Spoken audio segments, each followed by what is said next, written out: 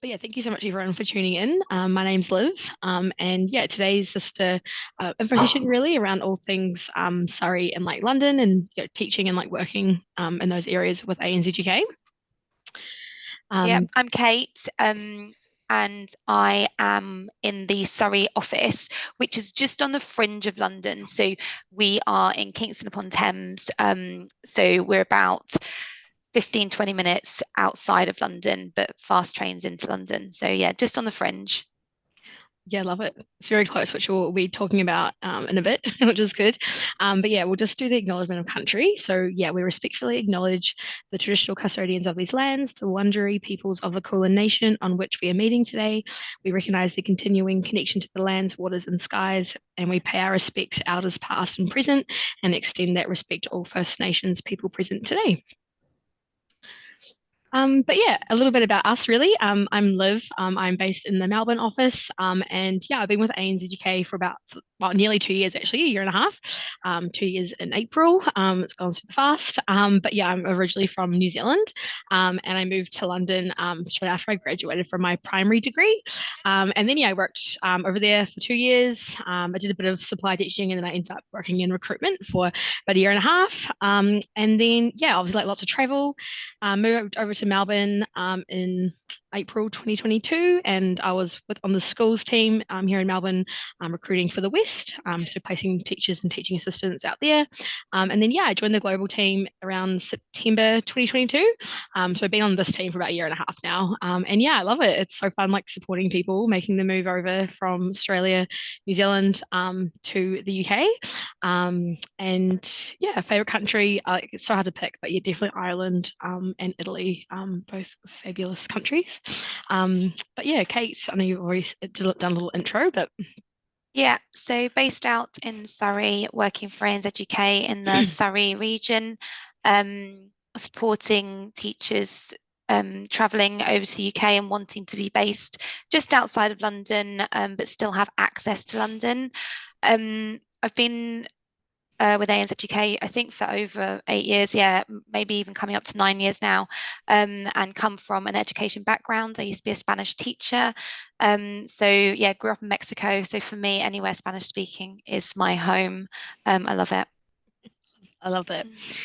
Um, But yeah, I guess like a little bit of a poll, and people just feel free to pop that in the chat whilst we kind of go through the next slides. But yeah, where are you tuning in from? Like, what do you teach? Or are you a teaching assistant? When are you looking to go to the UK? I don't know if anyone has like their flights booked, or people looking to go 2025 and beyond. Where would you like to go? Like, where would you like to live over there? And yeah, have you spoken to any of our team yet? Or have you worked with us in the past? We have like lots of like CRTs who have worked with us in Australia, and then they end up going over to the UK with us. So yeah, feel free just to pop your answers in the chats while we kind of go through the next couple of slides. But yeah, essentially what we're covering today is just a real like overview of all things UK, working with ANZ UK, and yeah, why would you move to the UK, the steps in the journey, location options. This one will kind of be touching more specifically on like Surrey and London, just because they like work quite in conjunction with one another, which is awesome. The schools, relocation bonuses, compliance, and like community and then questions. But yeah, feel free to pop questions throughout the chat. Or if you want to take your mic off and ask us, or we'll have questions at the end as well, which is cool. But yeah, essentially a little bit rundown about us. So we're a global education company. We've been around for about 20 years now. And yeah, we've got the 360 support in terms of if you're looking for work locally before you head over to the UK, or once you come back eventually. We have offices yeah, across Australia, New Zealand, the UK, and America as well. So yeah, lots going on. We've been, like I said, been around for about 20 years. So definitely know what we're doing, which is great. So yeah, and we'll touch on the general like locations as well, but we do work London, Surrey, Bristol, and Wales as like our main office locations. So Bristol and Wales are too far away. That's why I don't go them. But yeah, so just like a run view of our purpose and our promise of our ANZ Educator company. So yeah, we really want to create exceptional experiences for our educators and students as well. That's really at the heart of what we are and what we do as a company. And our goal is like get the right place, the right teacher, and the right time. Everyone's journey looks a little bit different. People, heading over might be going over it like in a week's time to the UK. Others are like not quite sure. Might be like in 2025 onwards. So yeah, it's just like finding the right time and the right place for you. But yeah. But yeah, Kate, do you want to give us a little rundown of life in the UK at the moment? Life in the UK at the moment. Yeah, so the spring term has kicked off. I think, Liv, I saw on the next slide or the slide after, you're going to have a look at term Yeah. dates and how they're split up here. But we are currently in our spring term, and the days are getting longer. The weather is starting to get a little bit brighter. So we have spring term until Easter, and then we go into our summer term, which is just glorious. Like the kids are fresh, they're not walking around like zombies anymore. There's loads happening. I think we've got a educator event coming up this weekend in London, which is really exciting. The team in London have prepared an absolute feast for everybody, and it's going to be really exciting to meet everybody who's come over since September. Yeah, no, it's all go. I think the event is it this weekend, Kate, on Yeah. Sunday. Yeah. Oh, Yeah. look, we're so much fun. Now it'll be epic. They always are really fun, those events. Um, but yeah, I guess there's like lots of reasons why to teach in the UK, and like everyone's reasons might be a little bit different. Some people, obviously, the general like life experience, like the travel. That's why I moved over to the UK. I wanted something a little bit different to my small town in New Zealand. Yeah, I moved over by myself, so yeah, making friends literally from all across the globe. Like I definitely call them like my like best friends, which is like crazy. Yeah, the travel obviously you're in such close proximity to like Europe, and also like, I went to Morocco and like people go to Egypt and Jordan and things like that. Like it's really cheap, and like easy to get there, which is great. There's obviously a huge international like community. I think, yeah, like half of like, Aussies live in Clapham in the southwest of London at the moment. So yeah, that's probably I guess like lots of people's main one. And that kind of ties in with like the personal growth aspect as well. You're stepping out of your comfort zone, always like saying yes to things. Definitely the cultural awareness. That was definitely a shock for me from my little 30,000 town moving to London. There's more people in London than New Zealand, which is like crazy. And yeah, just the general experience of living in like another country. And then yeah, the career development is also a huge piece. That's I guess not always everyone's front of mind, but it definitely does tie in. Really working overseas is really highly regarded. So when you do eventually come back, if you do, yeah, having that reference from a head teacher is great. And the professional development around it as well, taking that back to your schools when you head back home, wherever that might be. Anything else you want to add, Kate? I think that kind of covers. No, I think that's great. Yeah, I think it's such a joy to speak to people who have made the journey over here and hear all of the travel that they're managing to fit in around kind of weekends and long weekends and bank holidays and school holiday times. It is extraordinary how much people manage to fit in and how much they manage to travel around during those holiday periods. And so yeah, and also like what you're saying, Liv, about career development. Yeah. Like, I think the UK, to be a teacher and have that variety of curriculum and different types of schools that you see, different types of leadership, can really build on you as a teacher going forward. Yeah, 100%. I guess ties in with like the best time to arrive. Do you want to chat about that, Kate? So here are our term dates. Yeah. So it is one of the things. So there's obviously mixed stories about teaching in the UK.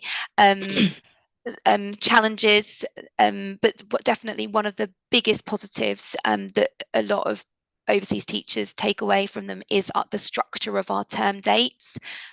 So we have 3 main terms, but in each of those terms there is a half-term week. So we've got our winter term that runs from September to December, and then in October you will have 1 week holiday as a break, a reset, And then we've got our spring term, which is January to Easter. And again, we've just finished. So last week we had our half-term break, and it allows just a little stop, reset of the batteries. And then we have our summer term, which is Easter to end of July. And again, May half term, we have got a half term in May to reset the batteries. I think it is, you guys, I think, internationally, there tend to be really, really long terms where it's like 12, 13 weeks, which seems really exhausting for us. Whereas here, our longest half term is 7 weeks, and actually most of them are 6 weeks. Yeah, that's so good. So yeah, if you're looking to arrive like for casual work, you can really arrive any time of the year. There's no right or wrong time. It definitely does get a bit quieter with work generally towards the end of every year, same like here in Australia. So that July time. But yeah, kicking back in, obviously September, if you're looking for a contract, you're ideally starting at the start of a term. So September, January, or April as well. But yeah, if anyone has any questions, let us know. But we'll get this sent out in a follow-up email, so you better have this. But yeah. Yeah, so there is a shortage of teachers in the UK. So, arriving at any time is fine. Yeah. But as Liv says, kind of for contract work, arriving at the start of academic terms is probably preferable for the school. Yeah. But they will also manage around your diaries. Yeah, they're flexible. But yeah, so to touch on like the location options in terms of like where we're based in England. So London, that's like our head office. We work all across London, from zones 1 to 6. And then that also ties into Surrey. So Surrey, like Kate said, just the cusp of the southwest of London. And it's quite a big region. We also have an office in Bristol, which is like the southwest of England. A really cool arty kind of vibe there. And then we have an office in Newport in Wales, which is in the south of Wales. It's about 30 minutes from Cardiff. So yeah, from all of those locations, we can support anywhere from casual relief work all the way through to like your long-term permanent roles. Which is fab. And yeah, we're going to get into a little bit about Surrey, Kate's Kate's area. So run us through it, Kate. My love affair with Surrey. Yeah. So I've born and bred in Surrey. I live in Surbiton. Liv has very kindly pop a little Surbiton on the map, which is right on the fringe of London. So I am in zone 6 of London. And so I've got fast trains that get into London that take, I think there's a fast train that gets into Waterloo that takes about 18 minutes. Fast trains that get into Clapham that take 15 minutes. So it is, this fringe London is quite a nice area if you want to be able to escape the city, but you also want fast access into the city. There is a really good southwest train line that allows you access in and out of the city from the Surrey region. If you want to be a bit further out, we recommend Epsom is a fantastic area. There's the Epsom Downs, which is a beautiful countryside, and also still fast trains into London. I think they're 20 minutes into London. A little tiny bit further out, we've got Guildford in the yellow here. We've had a few teachers move to Guildford recently. If you Google it, it's beautiful, like cobbled streets. It's a lovely market town. Again, beautiful countryside, and trains into London take about, I think it's 35 minutes direct into London Waterloo. So another really great option if you want that balance, or if you want more countryside. Yeah, no, it's all go, and we'll include this. We don't need, it's pretty much what Kate's just run through. We will include this in the slide pack, obviously, so you can look at that in future. But yeah, the Surrey to like London, I guess, commute. We do have like lots of teachers who live in London and they'll commute into like work in Surrey schools, but also teachers who live in Surrey and they'll commute into London as well. I don't know if anyone's been to London before, but yeah, it's obviously the capital city of the UK. It's all go. The transport's awesome. And yeah, it's about 45 minutes depending on where you're going, which like sometimes it's quicker if you're like I said, Kate, closer, which is awesome. Even if you're living in London, it can take you longer to get into central London than if you're living in Surrey, which is like wild. Yeah. Obviously, yeah, like lower cost of living in Surrey as well, which is nice. And yeah, just like a change of pace. London's a busy city, so it's nice to escape. Yeah. I would still say though, Surrey is quite an affluent area. So when we say lower cost of living, I mean, it's, you know, it's not London prices, but it is still quite an affluent area. Yeah. How much would you say, like, roughly is like the rent, Kate? It really depends because it's such a big area. Yeah, I think I wouldn't really want to throw numbers at it because it is, you know, it's such a huge area. Yeah, no, but obviously the closer into London you get, the more expensive it is going to be. Yeah, no, for sure. And then yeah, so this is the London kind of, I guess, breakdown. Our teams in London, we have one office which is right in the city, and it's kind of split into the 4 different regions. So like your northwest, northeast, southwest, southeast team. So depending on what part of London you're living in, you'll be managed by the team there. So if you're living in, for example, Peckham, you'll be managed by the southeast team, and XYZ. So yeah, rent again, same as like Surrey, it depends what part of London you're living in. The further you go out, the like cheaper your rent is. And yeah, obviously might cost a bit more to get in with like transport and things like that. So yeah, heaps of options. I personally lived in Wimbledon for my first year, which is like southwest, and then moved up to Clapham, which is like a classic Aussie Kiwi experience there. But yeah, everywhere is different, every suburb, similar to like major cities like in Australia as well, things like that. So yeah. But yeah, I guess this is like the steps in the journey. And like we kind of mentioned before, everyone's journey is a little bit different in terms of like timeline. You know, people we speak to, I might speak to this week, they might be leaving in like 2 weeks' time.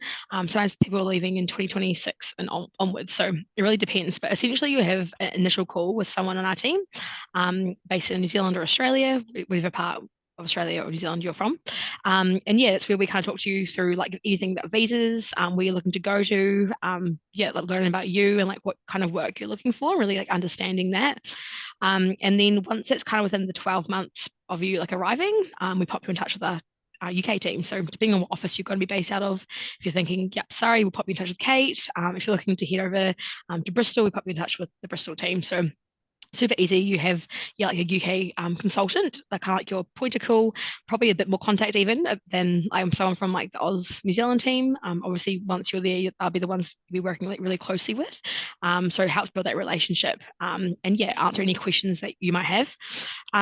Chat about roles, and that's kind of where the part of on applying and interviewing for a contract comes in as well. Before you head off, we do have like lots of success with people being placed in a role before they head off, which is great. It's like a nice feeling to have that all secured.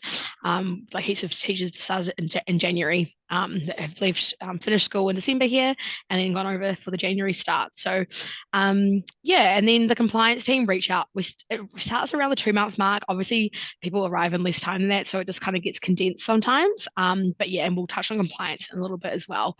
But yeah, ideally you're all cleared for work before you leave your country, so you can go into work pretty much straight away if that's what you're wanting. Part of the compliance, you do a registration with your consultant, and that's all confirmed, and they'll talk you through that as well. And then yeah, you're cleared for work and you're in the classroom. So yeah, that kind of gives it a quick breakdown. There's a lot more that goes into it, I guess, than that, but that's kind of the general overview. But yeah, we're there to like make your journey as seamless as possible and give you as much support or as little support as you need. Everyone's quite different in terms of that. But yeah, the visas, that's also a big question that we get asked about. There's a few different ones. I guess the main one being the Youth Mobility Scheme visa. So that's just gone up actually, which is exciting. So it's just changed to under 36. It's up your 36th birthday, so you can apply for it. So it gives you 2 years with the option to add a third year on if you want, which is awesome. I would have loved a third year in the UK. It flies by so fast. So yeah, you can apply anywhere from 6 months out from arriving. It's pretty quick to be processed, which is great. There's 2 parts to the cost of the visa. So you've got the application cost, which is on the £298. And then you've also got what they call the immigration house surcharge. So in like Australia, we have Medicare, that's like our house system, I guess. In the UK, they have the NHS, that's the National Health System. So when you're living over there, there's no extra cost to go to the doctor.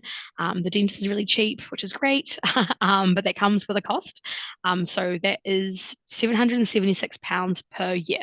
So timesing that by 2, because it's a 2-year visa, even if you're looking to go over for 12 months or less, you still have to pay for that whole 2 years up front. So it's around £1,800 for the 2-year visa. So yeah, that's the most common one. Another one would be an ancestry visa. If you have a grandparent, which if they're born in the UK, you can apply for that. Gives you 5 years to work in the UK. There's no age restriction on that one. Obviously, it does cost a little bit more, as you can see, but yeah, gives you 5 years. Um, the other one, I guess, the other main one you've got is the skilled worker visa. Essentially, that's sponsorship from a school. It's not as easy, I guess, to obtain sponsorship. It has a few like limitations, just around like the subjects, math, science, which usually has to include physics, modern languages, and computer science as well. They're all on the subject shortage, and not all schools have the sponsorship License. Yeah, it's a Yeah. license. But it's also you're then tied to that school. Yeah.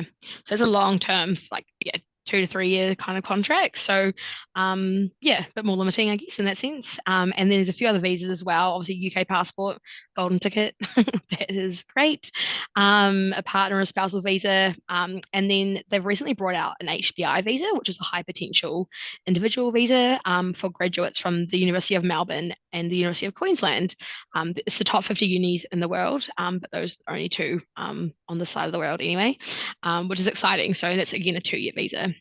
So yeah, it gives you the option if like if you've already used it or if you're not eligible in terms of for a passport for the youth mobility scheme visa. But yeah, we do have a visa team as well in-house.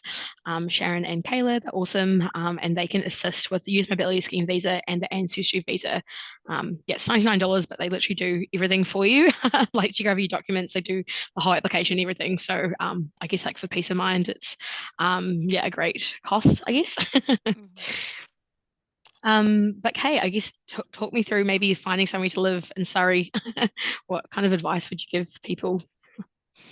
I think the advice is to not listen too much to all the terrifying stories on Facebook where people are kind of saying that they have that it's impossible to find anywhere to live. It's not true. I've worked here for nearly 9 years or 9 years plus, and never known a homeless teacher in my time of working here. You will find somewhere to live. It's just about being patient and being on top of it.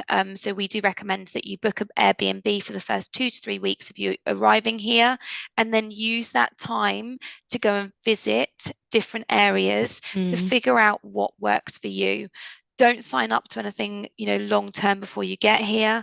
I've lost it. There we go. Don't sign up to anything before you get here. Really, sign up to get an Airbnb in a good location that allows you to kind of travel around and get a feel for the different areas that you are looking at.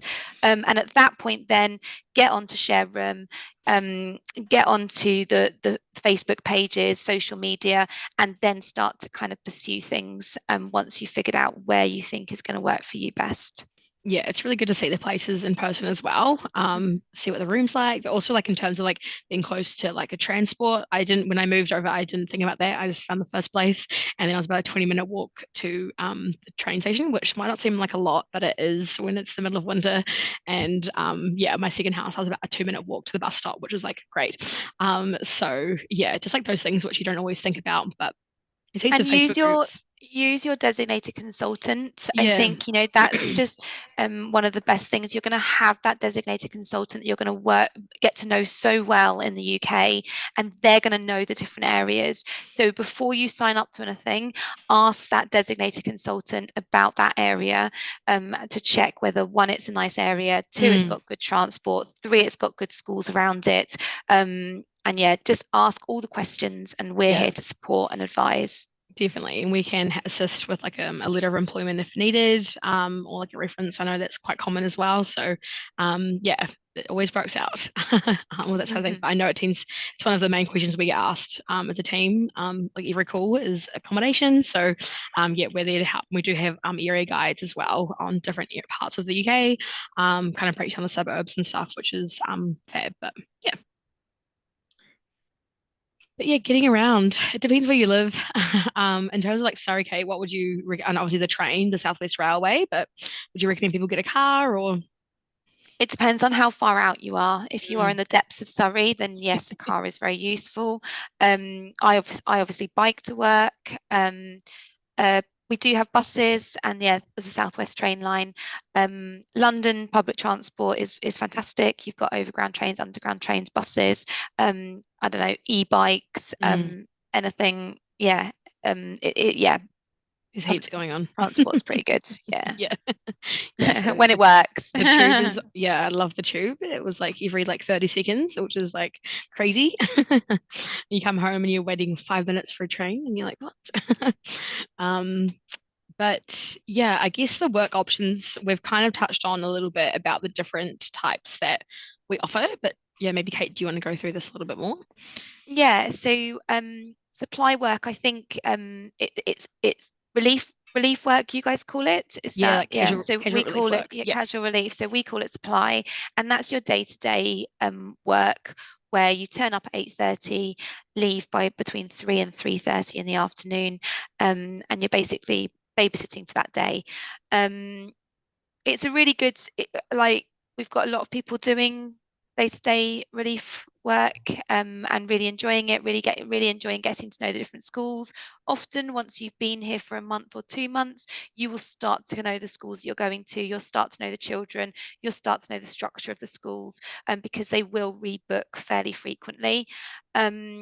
We've got a ready to work app. So ANZ UK has got a bespoke app that you can log yourself as available or unavailable, so that if you do have plans for that week and you're away, you don't get bothered by us giving you calls at 6 o'clock in the morning. So, and yeah, then the app works really well. It is bespoke, and it is a seamless way to manage your supply, because you'll also have a calendar that you can see where your bookings are at. You'll receive confirmation via text, via email of where you're going, with the address, the time to arrive, what to wear, what to take. All the information will be there for you. With regards to long-term contracts, so what we find often is especially teachers will arrive, and start doing some day-to-day relief teaching, and then by about kind of 1 or 2 months in, the likelihood is they'll find themselves in a contract, a block booking of work. The reason that this happens is obviously consistency of work. They want to know where they're going, relationships with the children, with the schools, but also you do get paid more if you are on a contract.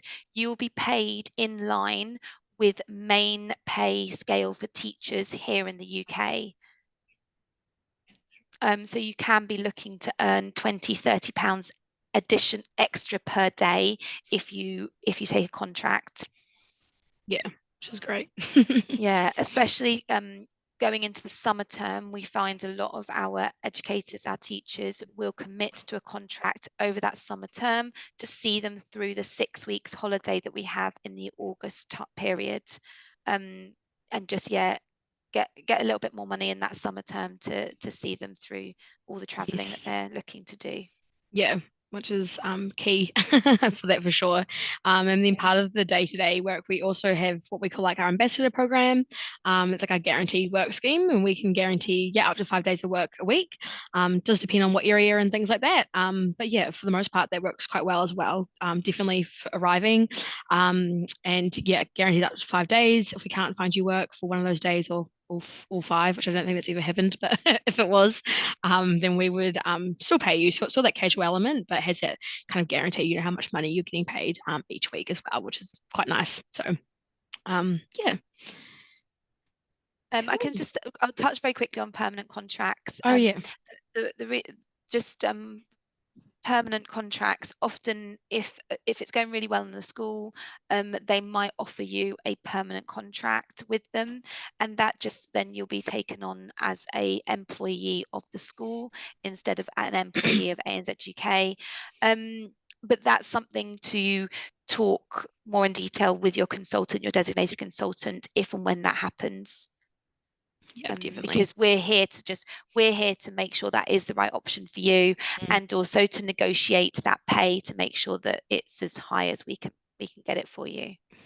Yeah, no, it's important, and you're still part of the community, obviously, and being invited to events and things like that. So, yeah, and then yeah, I guess like the kind of rundown of a UK the school system. Kate, you want to run us through it? Yeah, so yeah, this is a really good breakdown actually. So these are the key stages. We've got early years, which is yeah, 0 to 3 nurseries, and then reception. I would actually say up to age 4 would be your early years, your EYFS curriculum. Then you start in Key Stage 1 as a primary school teacher, and that is your years 1 to 2. So ages you'd be looking at for year 1 to 2, 5 to about 7 or 8. And then Key Stage 2, years 3 to 6, you'd be looking at ages 8, 9 to 11. And then they start secondary school, and that goes to Key Stage 3. You'll be looking at years 7 to 9, ages 11 to 14. Key Stage 4, years 9 to 11, 14 to 16, and then Key Stage 5, years 12, 13. So that's your older years, ages 16 to 18. Yeah, amazing. And lots of different schools we work with in the UK. They range from your mainstream state schools all the way through to like your private schools. We work with yeah, a PRU school, so that's like a pupil referral unit. That is more like a children with like more challenging, I guess, backgrounds, trauma potentially. The idea that they go into a mainstream school eventually. And Yeah, then yeah. you've got your SEN as well, like your special education needs as well. So yeah, kind of whatever you're looking for, we really want to like tailor that if you're looking for a long term, a contract in an SEN school, for example, teaching 7 to 9 year olds. Yeah, it's us working like really closely with you around that. So yeah, anything else you want to add to that, Kate? No, exactly that. Like it really Yeah, is tailored to individual needs and what you enjoy doing as a teacher. yeah, Um, yeah, and it's always exciting to see where people do end up. Like we do work with a lot of SEN schools, especially more and more in the UK. I don't know whether you've got it in Australia or New Zealand, but more and more we are finding these specialist autistic provision schools that are really quite magical. What they do with the children is really beautiful to see, and we're lucky enough to go and visit these schools, and yeah, it's quite an honour to be a part of some of these yeah, schools, what they do with the children. Pupil referral units are children who have not been successful in mainstream, be it for external circumstance or behaviour or whatever's happening with them. So the school they're quite small. They take them out of the mainstream school. They try and fix the problem by giving them more creative curriculum, and then they try and get them back into mainstream school. Also, yeah, an absolute privilege to work with some mm, of these pupil referral units and the people that work in them. And just fabulous to see how these children can turn around and get back into mainstream. yeah, no, 100%. Yeah, so awesome to be part of that. And then part of that as well is the support staff. So, yeah, there's lots of different roles for support staff. You got your mainstream teaching assistants, and then that kind of goes through to like your SEN and your PRU schools as well. Whether that's one-on-one, working in groups, assisting the teacher in day-to-day work. You've also got like your cover supervisors. So we don't really have that here in Australia. It's essentially like an unqualified teacher. So someone who is you're comfortable taking the cover of the day, and it's largely in a secondary school as well. So yeah, that's an option as well. And then yeah, your admin and you got like your groundskeeper, technician kind of roles as well. We have like lots of teachers and like their partners might be not really sure what they want to do when they come over, so they get into a bit of TA work, which is awesome.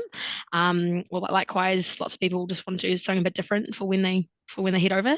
Lots of people like in marketing and things like that. So yeah, lots of roles, which is great. And we do have a referral bonus as well, which is part of that. If you refer someone to us, and once they work 10 days, then you get $150, which is quite nice. So yeah, refer away, obviously. But yeah, and that kind of ties into the next kind of piece around like the pay and the relocation bonuses. So I'll run through like the relocation bonuses first, and then maybe Kate, you can like go through pay a little bit. But essentially, there's two kind of main parts to our relocation bonus scheme. So our first one is our ambassador program, which is that guaranteed work scheme I was talking about before. So if you sign that agreement before you head off, and once you work 60 days, which is I guess essentially like a term, you can get £250 back off your flights. It's goes straight to you, tax free, which Yeah, is it's great. tax free. Yeah, Tax so free, good. which is good. And then the other option is a contract role. So that's if you accept a role before you head off.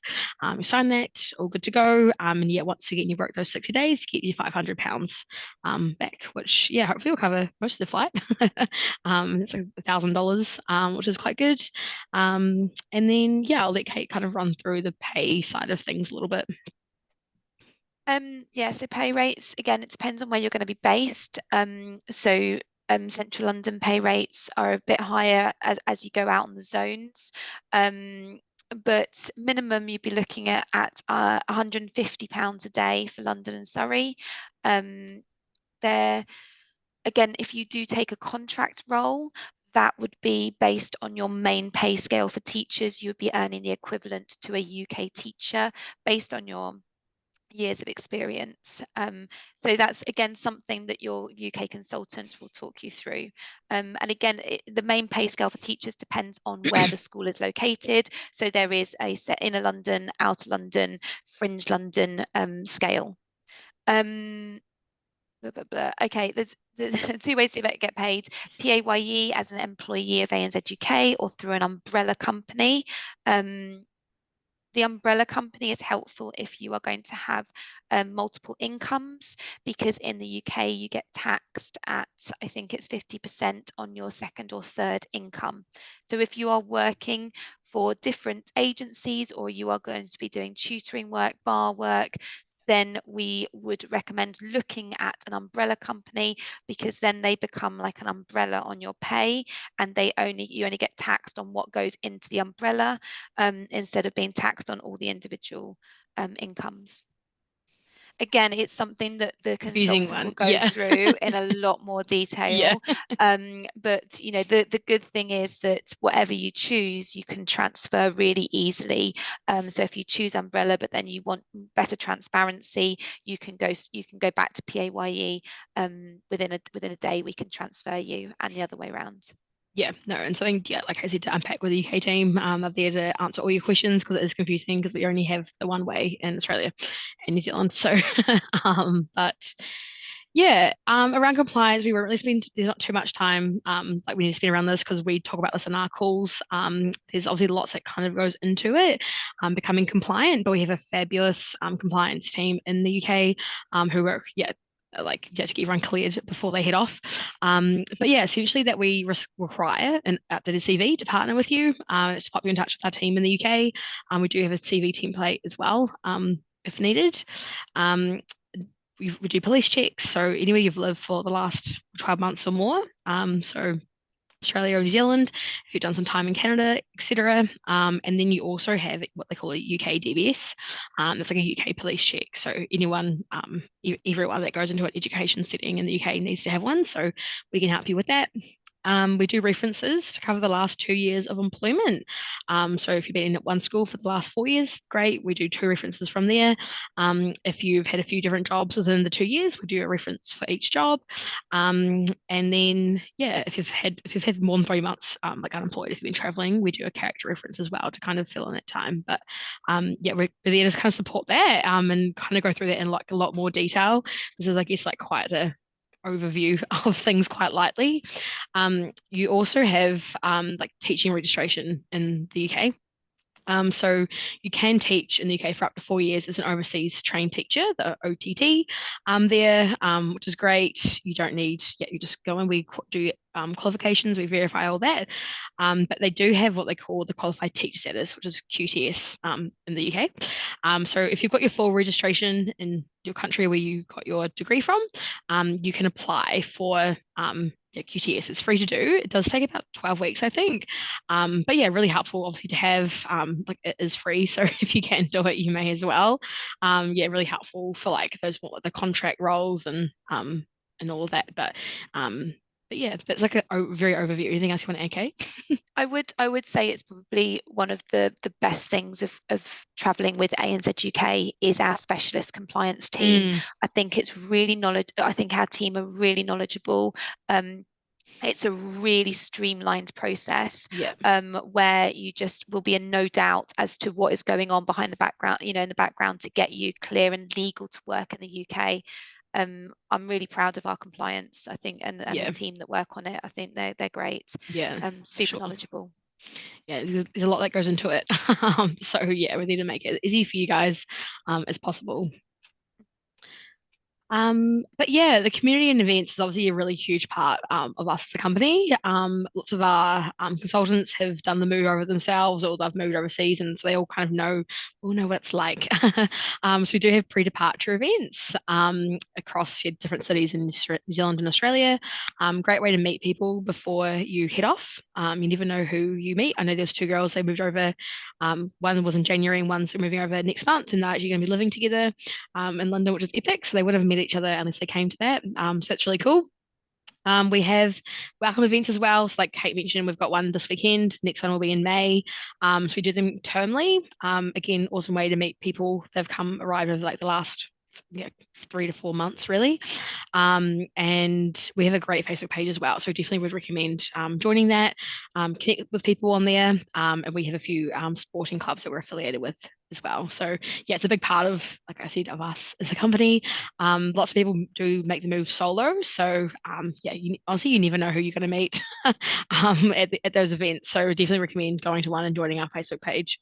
For sure. Yeah, I think everyone finds they sort of meet quite like-minded people. You meet people who, are working in education, are traveling.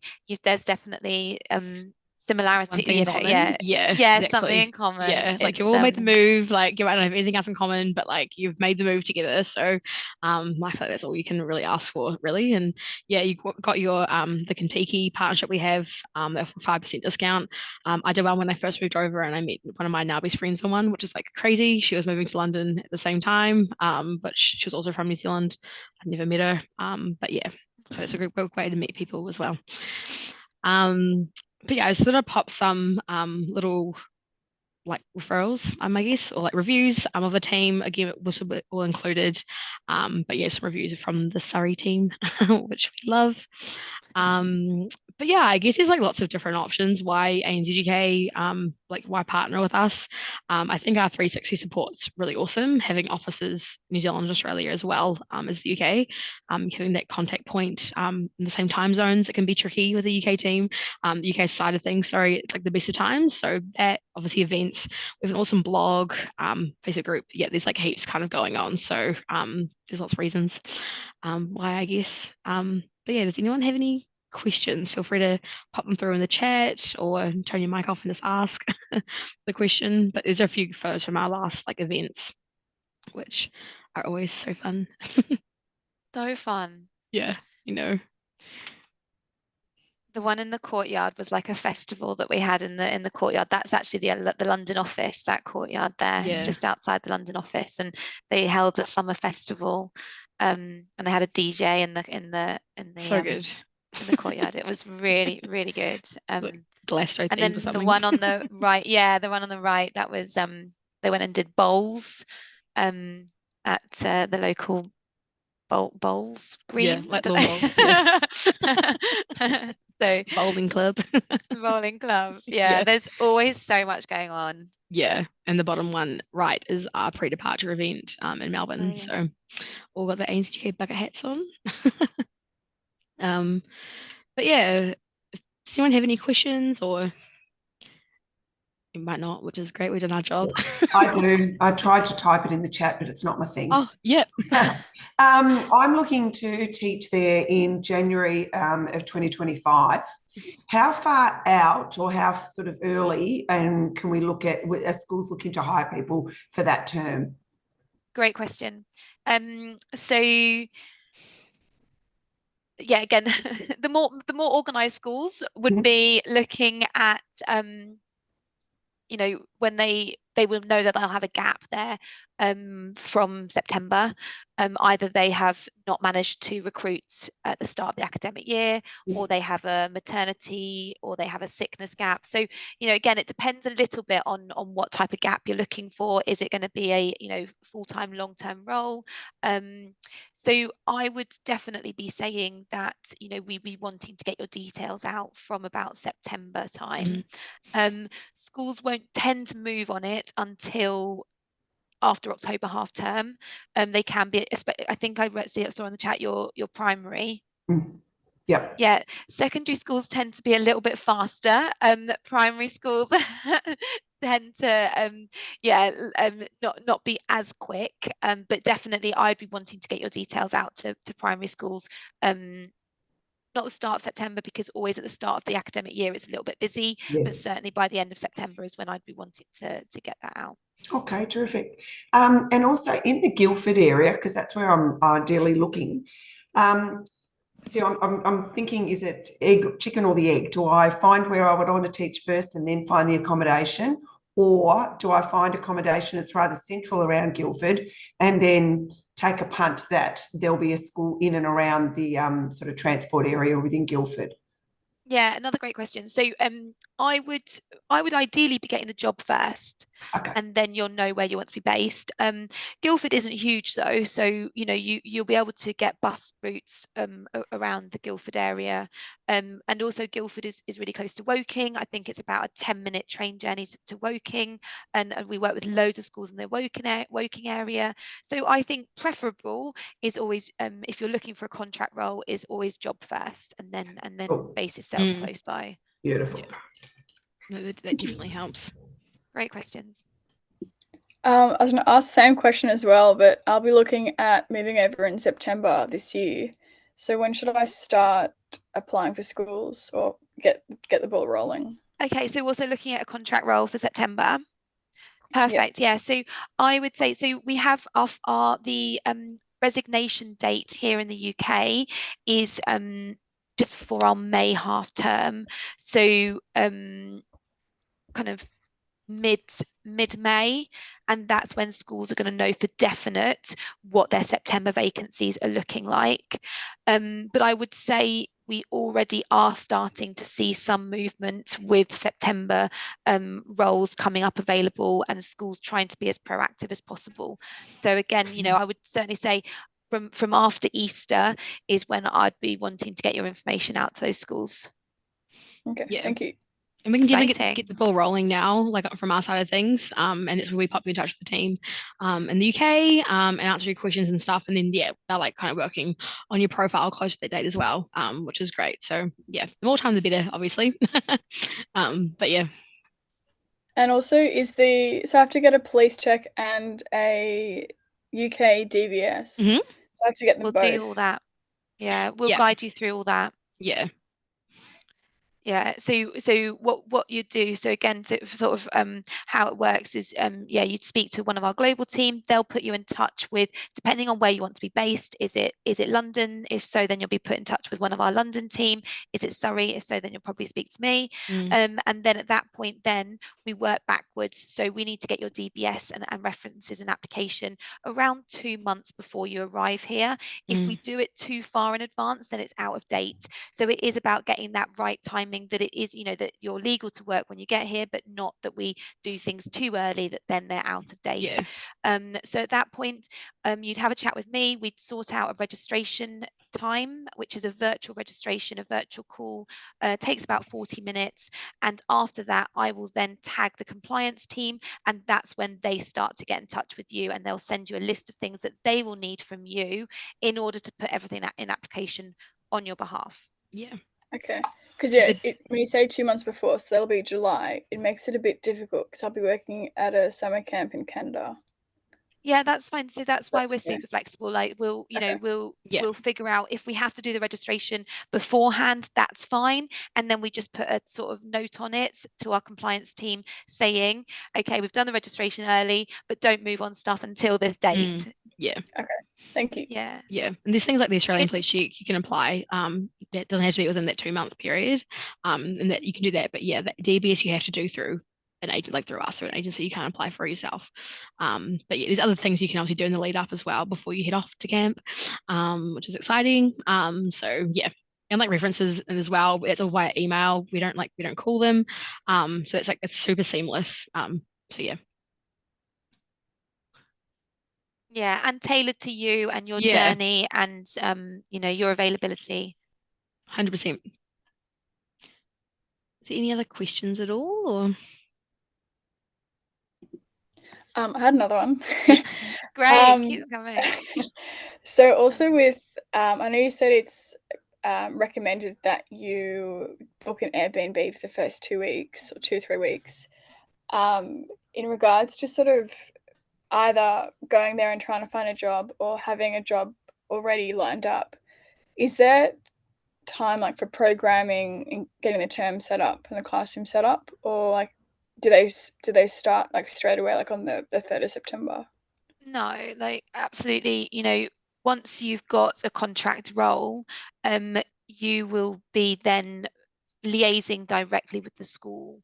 And if you want to go into that classroom and get a feel for it, before you start with the kids in, absolutely, you can go and do that. They'll have an inset day at the start of term as well, so you'll probably have 1, if not 2 inset days before you even start.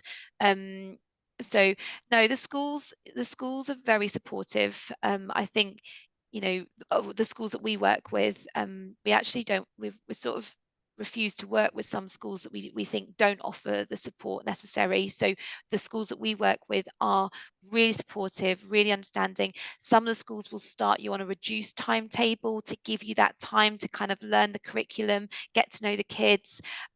So yeah, you'll have all, if going into the school is what you want to do, absolutely, they'll be thrilled and to meet you before you start.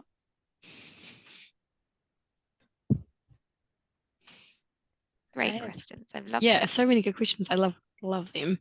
But yeah, it's usually by the end of the week you'll receive a follow-up email from me.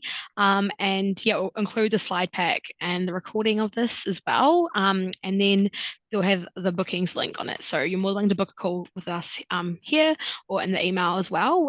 There's Chris and I in Australia and Claire's in New Zealand. And it's all done kind of based on state. So whatever state you're from in Australia, you can book a call with the relevant consultant. But yeah, we'll be in touch by the end of the week and go from there. But does anyone have any other questions at all? Or you might not, we might have answered them all.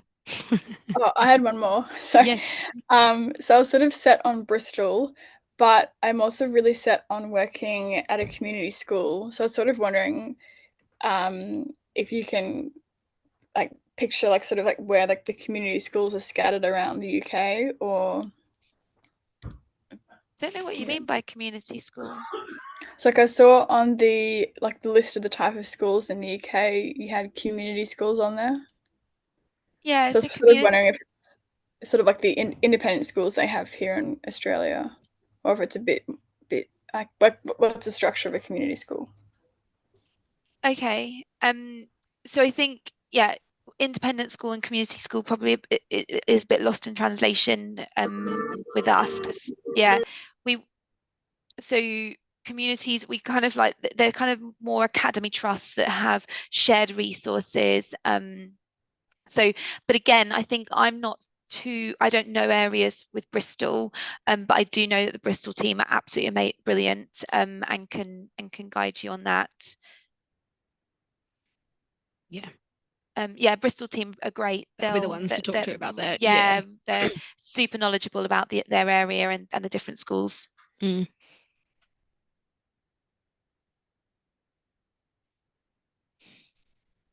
Fab. Well, that might be it. Thank you everyone for tuning in. And like I said, yeah, email by the end of the week. And yeah, look forward to connecting with you guys and going from there. Exciting times ahead. Rest of your evening, everybody. Yes. Got a whole Wednesday ahead of me. Oh no. Thanks, Kate. Great to see you guys. Bye. Thanks.